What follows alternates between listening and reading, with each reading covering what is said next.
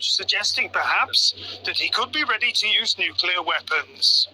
It's a move that has triggered widespread fears, unparalleled since the Cold War.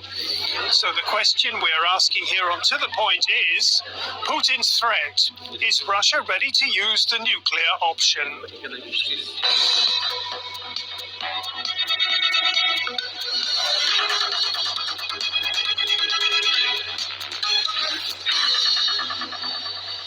And to discuss that question, I'm joined by Terry Schultz. She is Security and Defense Specialist with Deutsche Welle in Brussels. Welcome to you. Also with us is another DW colleague, Vladimir Yesipov from our Russia desk, who joins us from London. And a warm welcome to Malte Lehning, who's with me here in the studio. He's with the Berlin daily newspaper, the Tagesspiegel. And Malte, let me begin with you and Vladimir Putin's announcement that he is putting nuclear forces on high alert. The debate must be that he is willing to use the nuclear option. Is that how it seems to you? Not really. I mean, it's always hard to tell what is in the mind and the head of Vladimir Putin. But if he's really willing to do it, or if he's more aiming at the nerve costume of the West, trying to spread fear and try to disunify the astonishingly unified Western bloc, I think this is more or less what he's aiming at. He did the same in 2014. I think it's the second grade of a 4-grade alert system, so it's not the highest alert, but on alert, and he's reminding us, and by us I mean the West, that we're dealing with a country not like Afghanistan or Iraq, but a nuclear power, and that's what we do. Okay, Terry Schultz in Brussels. Vladimir Putin has already used similar language in recent days. Do you see that from where you are as a threat to our well-being in the immediate future? Well, certainly, Peter, what NATO says is simply that no one knows what's in Vladimir Putin's mind. And so they have to be ready for everything.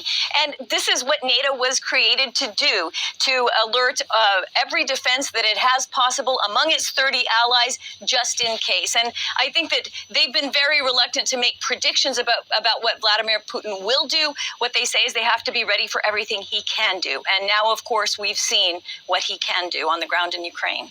Vladimir, what's your take on what's going on inside Vladimir Putin's head at this point in time? It's still the guessing game that we've been involved in for days now.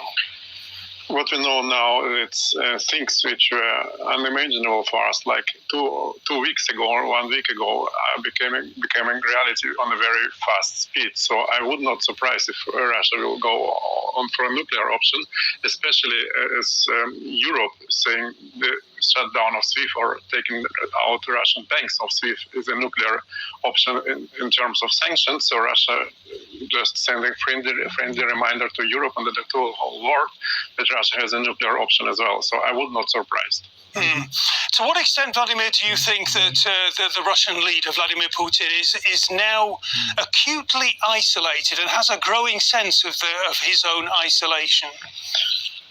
He seems to be quite isolated in numerous TV appearances, but the question is his informational isolation, how much information from outside world he is getting through this inner circle. So, but once again, I'm having the impression that it's all out war from the Russian side against the West, against the NATO, against the United States and the European Union, and the escalation is very fast. And the Russian side was always very, very precise in this kind of response for that. Like if the Western impose the sanctions on Russia answering with the same kind of sanctions towards the West. So the stakes are very high right now. And once again, SWIFT as a nuclear options provoked this kind of response from the Russian side, in my opinion. Okay, let's have a close listen to what exactly the Russian leader Vladimir Putin had to say, what we've been talking about here, and then we'll go back to Terry in Brussels to get a further assessment on where this statement leaves us. Уважаемые коллеги, вы видите.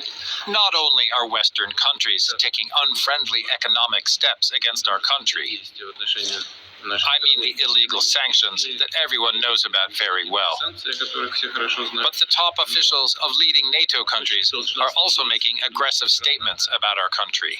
И агрессивные. Therefore, I order the Minister of Defense and the Chief of the General Staff страны. to put the deterrent forces of the Russian military Приказываю to министру a special mode of combat duty. Генерального штаба перевести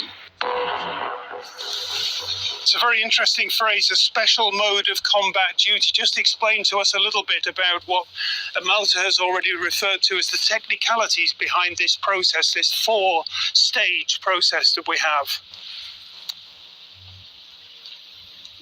I don't think anyone knows exactly what Vladimir Putin means by this because we are in uncharted territory, as you've said.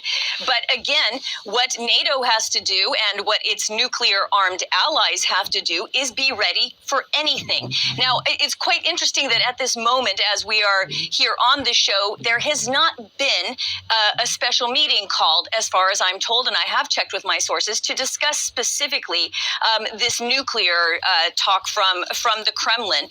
But at the same time, everything is always on high alert at NATO, certainly in recent weeks and days. And so they have this nuclear planning group that is always kept abreast of all of the threats throughout the world and looks at what NATO would do as a nuclear-armed alliance with this as its, last stop option for defending the alliance. And everyone inside NATO knows what it would do in case of a nuclear attack. Okay, we don't know exactly what that would be. Okay, let's move away from the nuclear option to more conventional warfare.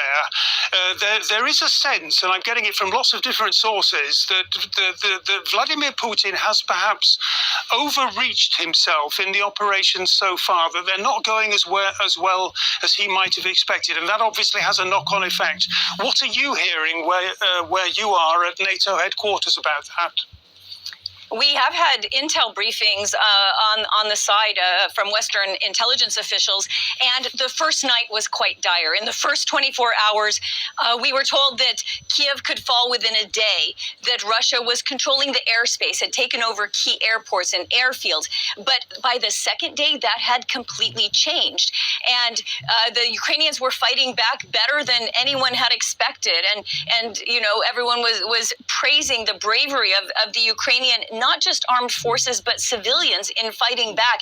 And so everyone thought maybe this won't be so easy. President Putin will not be able to just walk in and take Ukraine. And then you've seen this outflow of further weapons and contributions from allied states to Ukraine, more lethal weapons. Look at this sea change in the German position. That makes a massive difference. Not only will Germany be sending weapons directly, it will allow other countries that are holding German-made weapons to also ship them to Ukraine. And this is something that Germany had been holding up.